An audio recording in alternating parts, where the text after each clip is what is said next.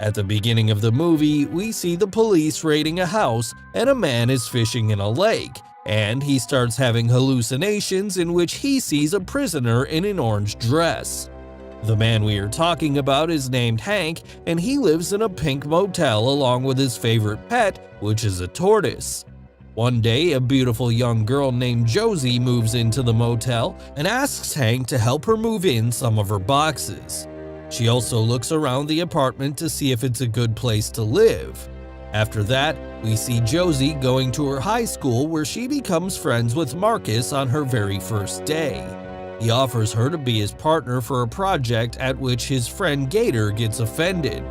Hank also works at the same high school. Hank sees Marcus smoking on the school premises and asks him to put out the cigarette. Marcus gets close to Hank and blows smoke in his face before putting out the cigarette. Hank then returns to his truck, and as he sits in, he finds crap in his seat. His pants get dirty as he comes out of the truck. Marcus and his buddies laugh at him. Next, we see Hank petting his tortoise as he stands in the window wearing no pants. He sees Josie by the pool, who is in her swimsuit and looks insanely hot. Ms. Joyner comes to her and asks why a young girl like her is living alone. Josie tells her that her parents are going to join her soon. At night, while Hank watches TV, he hears a car parked outside. He goes to the window and sees it's Marcus and Josie. Marcus tells Josie that he is skeptical of Hank and he is not too thrilled about the fact that he lives just across from her. He goes on to tell her that he has never liked Hank because he strikes him as a weirdo. Marcus is then a little shocked to see Josie's place as he sees no furniture in there. However, he is simultaneously intrigued at the thought that Josie is alone and her parents are not going to be home anytime soon. He goes on to ask about the whereabouts of her parents, and Josie reveals that her father is in the military. He has been assigned to a project in Germany, and her mother also went with him, so it's just going to be her for now. She goes on to add that she was sick of the military lifestyle, so her parents emancipated her. One day, Hank is sitting in his truck when Josie appears and gets into his car. The two start talking, and as they get to know each other better, they start acting friendly.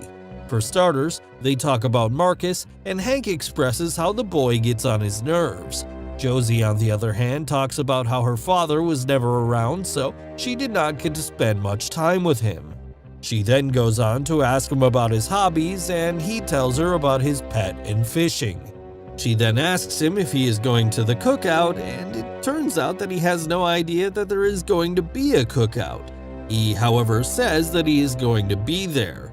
When Josie gets out of the car, we see that Marcus has been watching both of them. Memorial Day is here, and Mrs. Joyner seems busy as she is serving drinks to everybody. To everyone's surprise, Hank shows up at the gathering.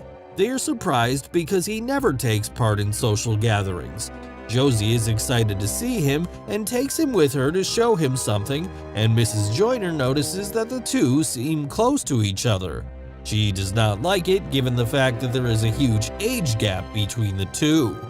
Josie, on the other hand, takes Hank to show him a turtle racing stadium that she made herself. The others also join in to have a racing contest between each other's pet turtles.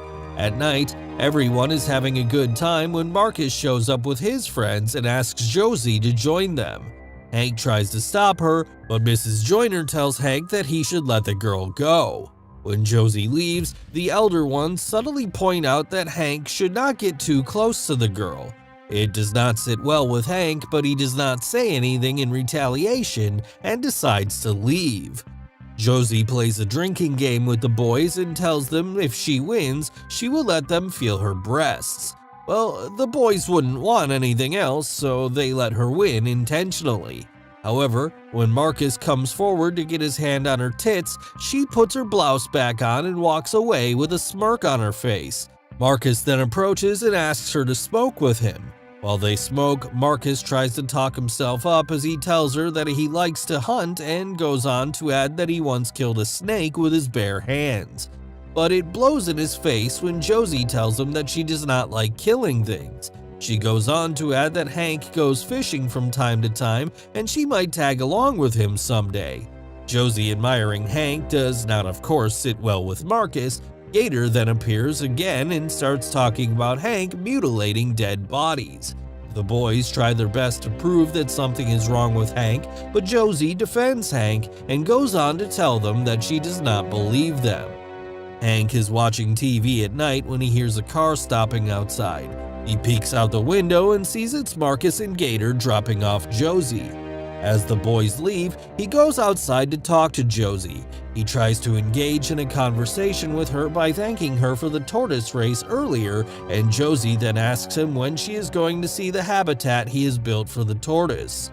He offers to show her around right away, but she refuses, saying that she needs to get in bed now. As Josie gets into her place, Hank gets into his truck, and as he starts the engine, he again starts to hallucinate as he sees the same man wearing the same jumpsuit. Hank ignores it and drives on.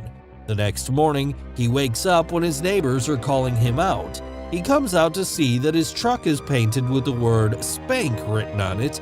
Josie also comes out to see what's going on. Hank tells her that he is about to leave for Marina. Saying that Hank seems a little out of sorts, she offers to accompany him and he agrees. Josie tells him about the rumors going on about him, but Hank denies everything. Josie then goes on to ask him about his past, and he tells her that he is basically from Huntsville, Texas, and there he used to work as a prison guard. His job was to tie up inmates on death row. As he tells her how he saw many people taking their last breath, Josie listens to him with rapt attention. Upon being asked, Hank tells her that he quit his job because one of the inmates that was executed by him turned out to be innocent later on. Hank says that he could not bear the guilt, so he left the job in the city as well. Hank says that he is still unable to get over it because an innocent person was executed as he looked on. They then got back in the truck, and Josie invites him to join her by the poolside. Hank shows some reluctance but ends up agreeing to join her. We then see Josie lying by the pool in her swimsuit, and Hank is hiding behind the plants as he is still confused as to whether he should join her or not. He eventually gets over his hesitance and joins Josie. As the two lie around side by side, Mrs. Joyner looks from her window and suspects that despite their huge age gap, the two are in a relationship. Her husband tells her to let go of it, but how could she? As Josie and Hank talk, they plan to ride on his drifter the next day. Martha then shows up with drinks and interrupts their conversation. When Josie is about to tell her what they are talking about, Hank interrupts her and says that they are just talking about the things that happened in the school parking lot. Josie then understands that Hank wants to keep it a secret. Hank, on the other hand, seems thrilled about the fact that he has plans with Josie. He grooms himself and wears a nice dress. He then practices some dancing moves to the music he plays. He then gets flowers for Josie and knocks on Josie's door at exactly 9 o'clock. She is a little bewildered to see Hank all dressed up. Much to Hank's dismay, he hears a male voice coming from her apartment, and Josie tells him that it's Marcus. She then tells him that she won't be able to hang out with him tonight as she has plans with Marcus.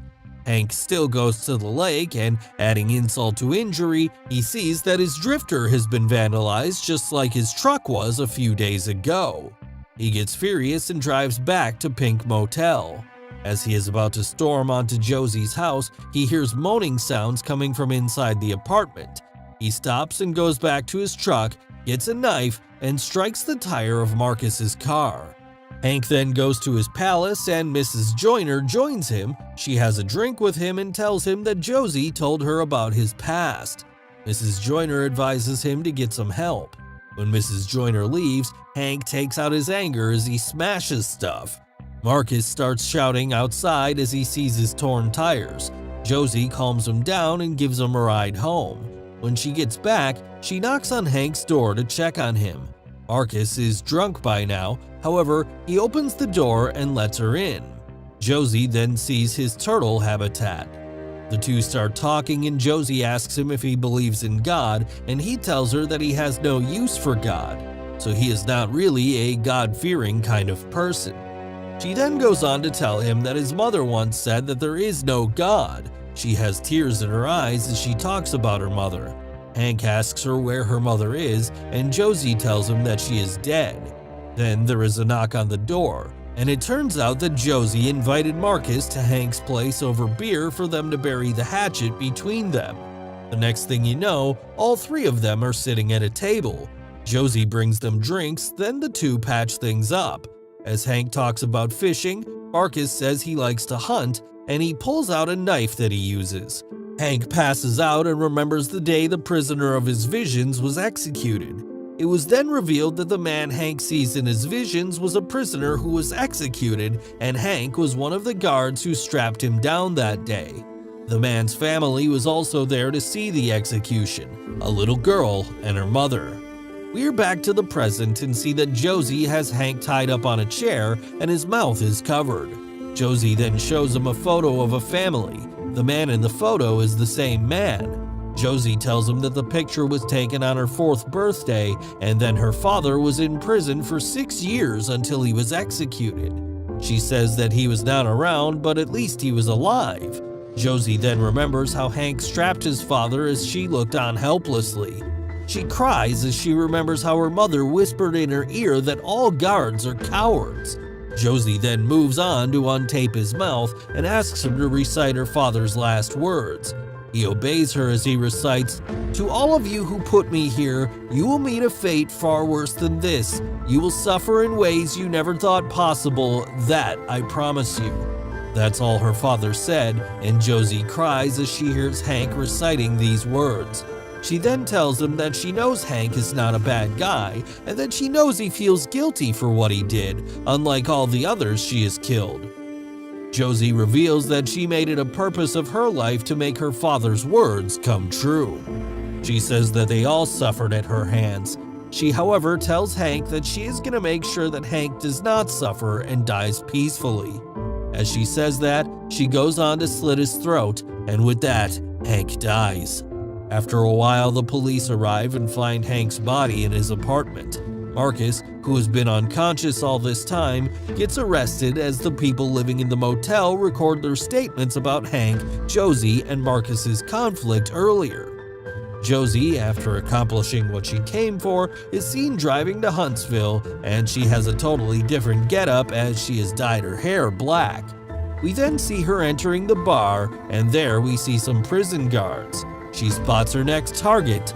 This is where the movie ends.